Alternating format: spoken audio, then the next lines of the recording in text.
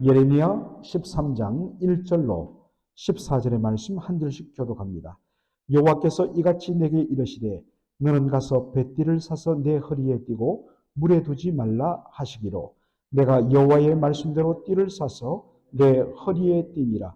여호와의 말씀이 다시 내게 임하니라 가라사대 너는 가사서 내 허리에 띈 띠를 가지고 일어나 유브라데로 가서 거기서 그것을 바위틈에 감추라 하시기로 내가 여호와께서 내게 명하신 대로 가서 그것을 유브라데 물가에 감추니라. 여러 날 후에 여호와께서 내게 이르시되 일어나 유브라데로 가서 내가 내게 명하여 거기 감추게 한 띠를 취하라 하시기로 내가 유브라데로 가서 그 감추었던 곳을 파고 띠를 취하니 띠가 썩어서 쓸데없이 되었더라. 여호와의 말씀이 내게 임하니라 가라사대 나 여호와가 말하노라 내가 유다의 교만과 예루살렘의 큰 교만을 이같이 썩게 하리라. 이 악한 백성이 내 말을 듣기를 거절하고 그 마음에 강팍한 대로 행하며 다른 신들을 쫓아 그를 섬기며 그에게 절하니 그들이 이 띠의 쓸데없음 같이 되리라. 나 여호와가 말하노라 띠가 사람의 허리에 속함 같이 내가 이스라엘 온 집과 유다 온 집으로 내게 속하게 하여 그들로 내 백성이 되게 하며 내 이름과 칭예와 영광이 되게 하려 하였으나 그들이 듣지 아니하였느니라. 그러므로 너는 이 말로 그들에게 이르기를 이스라엘의 하나님 여호와의 말씀에 모든 병이 포도주로 차리라 하셨다 하라.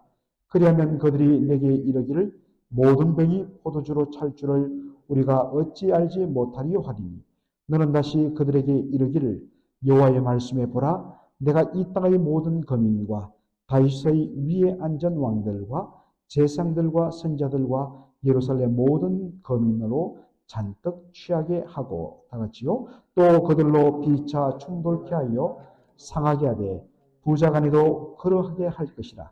내가 그들을 불쌍히 여기지 아니하며 관용치 아니하며 아끼지 아니하고 멸하리라 하셨다 하라. 여호와의 말이니라. 아멘. 오늘 저는 예레미야 13장 1절로 14절 본문으로 썩은 뱃띠 포도주로 가득 찬 가죽 부대라는 제목으로 말씀을 전하고자 합니다. 하나님께서 구약시대에 말씀을 주시는 하나님의 계시의 수단으로서 당연히 선자들에게 말씀이 임함으로 그 말씀을 우리에게 이렇게 주신 것도 있지만은 꿈이나 이상이나 그리고 특별한 어떠한 행동을 통하여서 하나님의 뜻을 전하고 드러내는 것들을 볼 수 있습니다.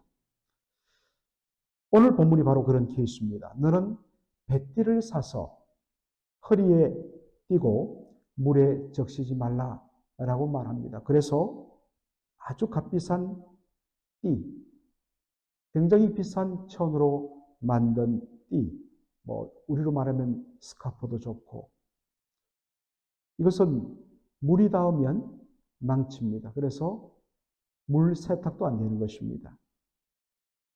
늘 물에 닿지 않도록 조심조심 관리해야 하는데 며칠 후에 하나님께서 말씀하십니다. 이 띠를 저 멀리 유프라테스 강가에 가서 물가에 그것을 땅을 파고 묻어두라라고 이야기합니다.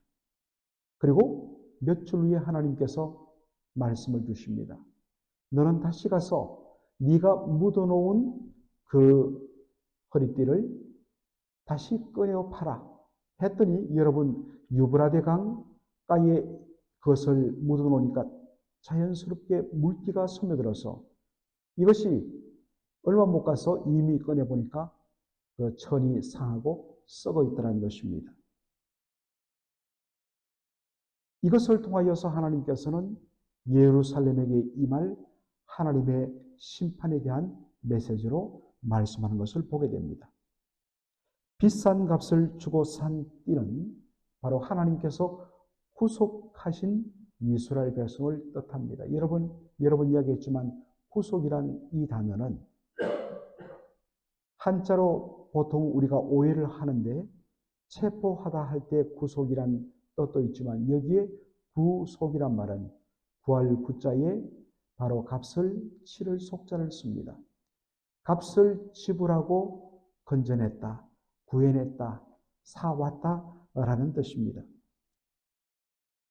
이 말은 노예의 몸값을 지불하고 노예 주인의 손에서 사 건져오는 행위를 가리킵니다.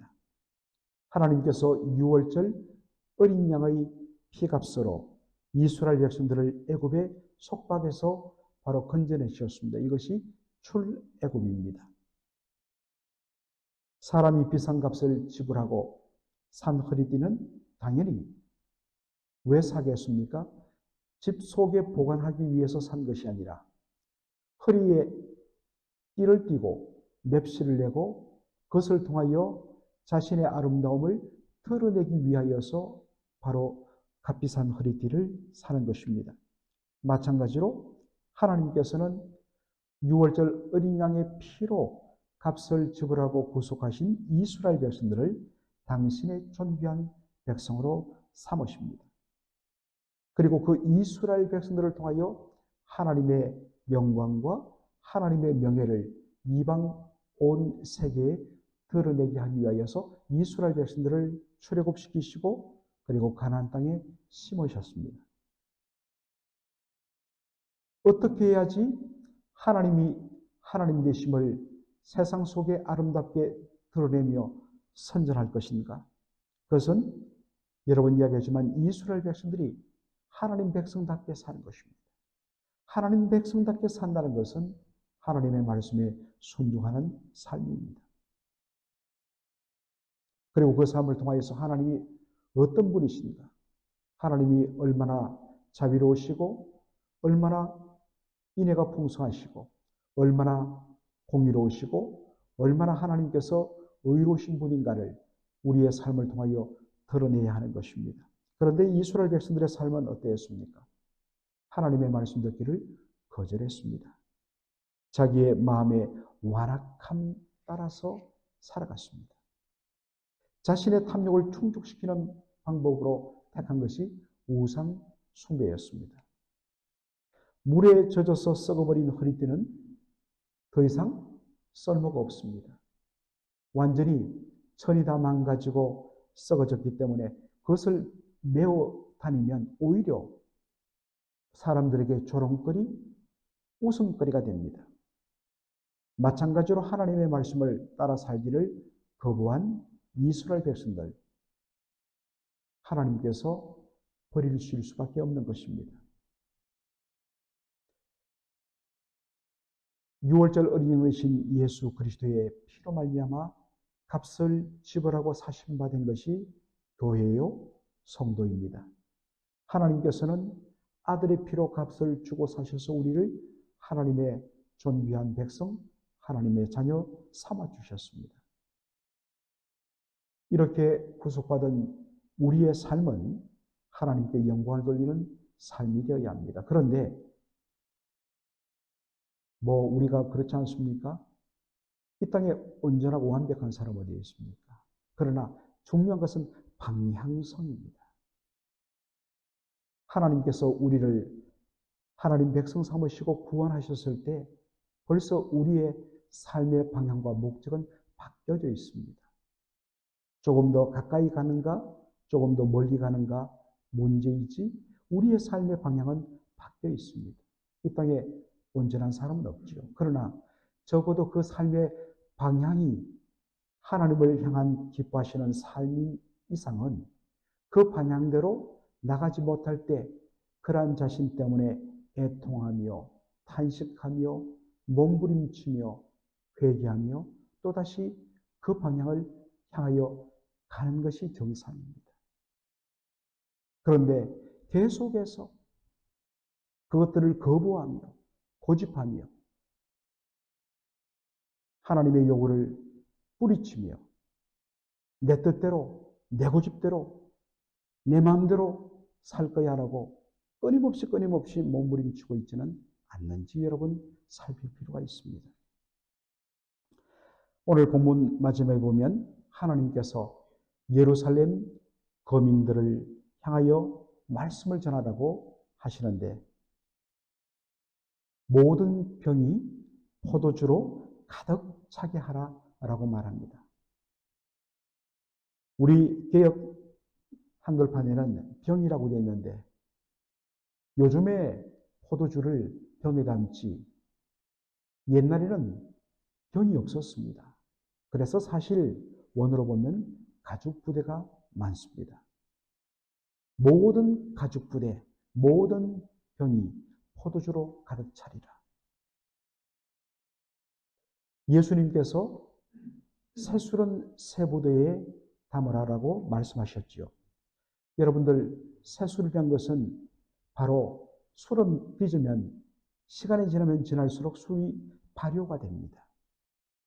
발효가 되면 부글부글 끓으면서 가스가 일어나기 때문에 그 양가죽으로 만든 그 가죽 부대 속에 그 술을 담으면 이 발효된 술 때문에 점차 공기가 부풀어 올라서 가죽이 늘어나게 되어 있습니다. 예수님이 이야기하기를 왜 새술을 새부에 담느냐? 이미 팽창되어서 오래 쓰임받은 낡은 가죽 부대에 담으면 더 이상 늘어날 데가 없는데 또다시 새술로 말미암아 발생하는 그 발효된 가스가 팽창하면 이 가죽이 견딜 수 없어서 터져버리는 것입니다. 그래서 새술은 새 부대에 담으라고 예수님 말씀하신 것입니다. 여하간에 이스라엘 백성들은 대대로 바로 포도주를 양으로 만든 가죽 부대에 담았습니다. 여러분, 사람들이 왜 포도주를 담고 포도주를 빚을까요? 그것은 마시기 위함입니다.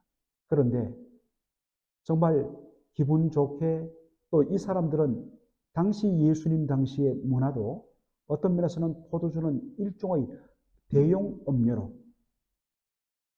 그렇게 사용하곤 했습니다. 그러나 아무리 포도주가 일상화되었다고 할지라도 그것을 절제하지 않고 어느 도를 넘는 순간, 어느 양을 넘는 순간 반드시 어떻습니까? 아무리 도수가 낮더라도 포도주는 술이기 때문에 그 속에 알코올이 들기 때문에 일정한 부분을 넘어서면 반드시 취하게 되어 있습니다.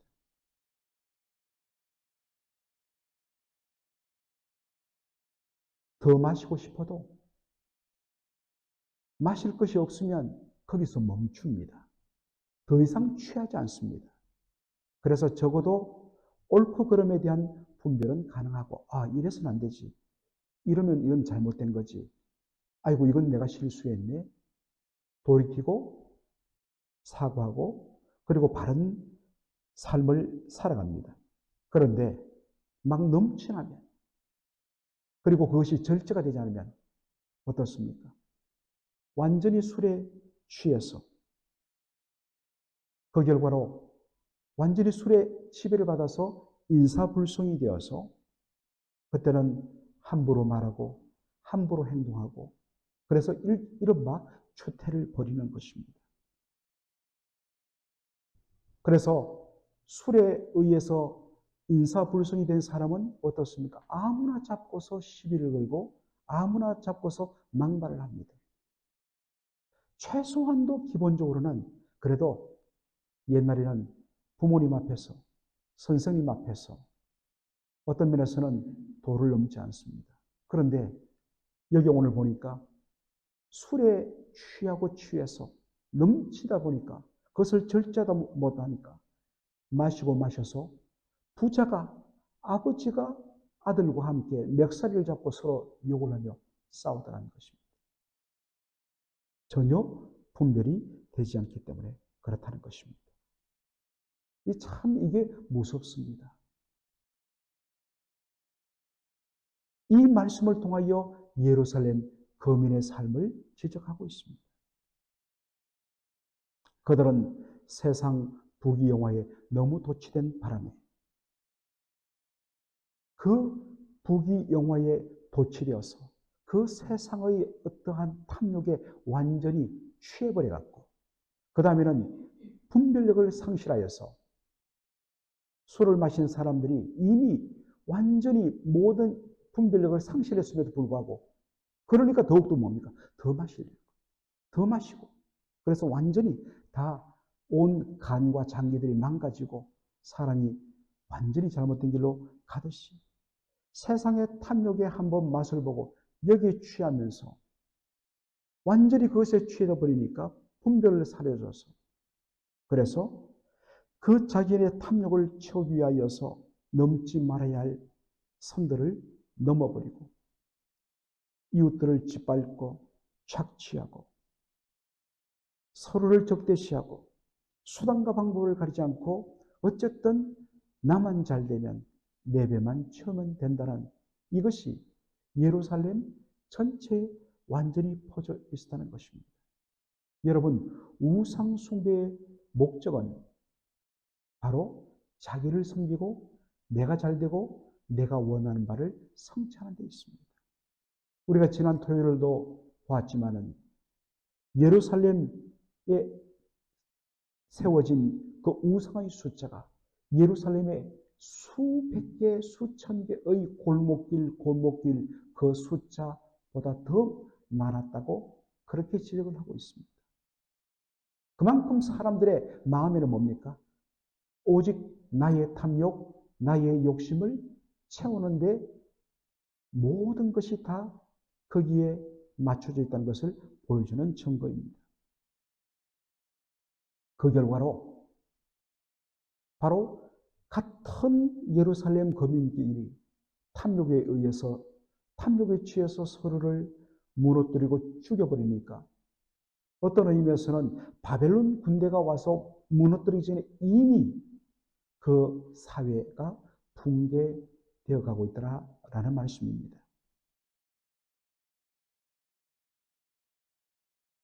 이 말씀을 우리가 어떻게 적용할까?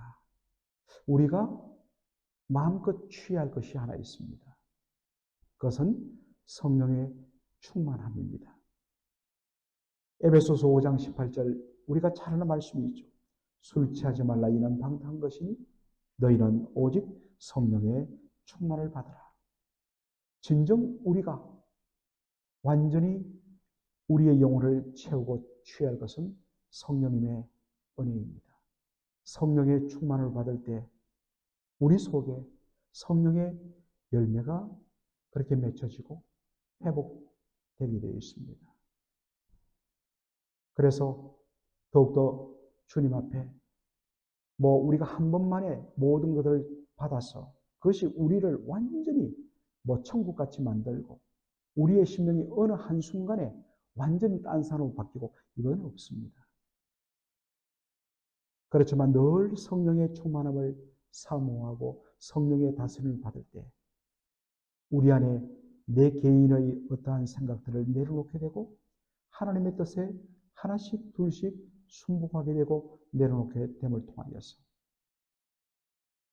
서로를 향하여 대적하는 것이 아니라 서로를 향하여 용서하고 사랑하고 세워주고 그래서 정말 하나님 백성다운 모습을 우리가 회복할 수 있는 것입니다. 우리가 지금 우리의 마음은 무엇으로 가득 차 있는가? 우리의 마음을 취하게 만드는, 지배하게 만드는 것은 무엇인가? 다시 한번 오늘 우리 자신을 돌아보면서 하나님 앞에 기도하고 서는 저희들 되기를 주의 이름으로 축원합니다. 아멘. 살아계신 우리 아버지 하나님, 은혜와 사랑을 감사드립니다. 오늘 주께서 예레미야 13장을 통하여서 하나님께서 우리를 하나님의 허리에 끼고 다니는 그런 너무나 소중한 허리띠로 삼으셨는데 그것을 통하여 하나님의 영광을 드러내기를 원했는데 헛되고 잘못된 것이 우리를 지배함으로 말미암아 더 이상 하나님의 영광을 드러내지 못하는 썩어버린 그러한 모든 것으로 변질되어버린 이스라엘 백성들의 모습 때문에 탄식하시는 하나님의 모습을 저희들이 보게 되었습니다. 오늘 우리의 모습이 어떠한지 하나님의 이름을 아름답게 드러내야 할 허리띠가 아니라 냄새나고 썩어버리고 더 이상 낼 수 없는 내면 오히려 부끄러움을 당하고 수치를 당하는 그러한 쓸모없는 허리띠로 전락한 것은 아닌지 아버지 하나님여 살피게 하여 주시고, 다시 한 번 더 우리의 삶의 목적과 방향을 바로잡는 저희들 되게 하여 주시옵소서. 취할 것에 취하지 않고 취하지 말아야 할 것, 그리고 절제해야 할 것에 완전히 그 모든 것들을 잃어버리고 빠져들므로 말미암아 인사불성이 되어서 넘지 말아야 할 선을 넘고 정말 모든 것을 함께 다투며 서로 짓밟아버리는 예루살렘 거민들의 그 비참한 모습들을 저희들이 바라보면서 아버지 하나님, 우리의 마음을 사로잡고 우리가 지금 취한 것은 무엇인지를 살피게 하여 주시고, 오직 성령에 취하며 성령의 충만함을 받는 저희들 될 수 있도록 오늘도 주여 은혜를 구하는 저희들 되게 하여 주시옵소서. 예수님의 이름으로 기도합나이다. 아멘.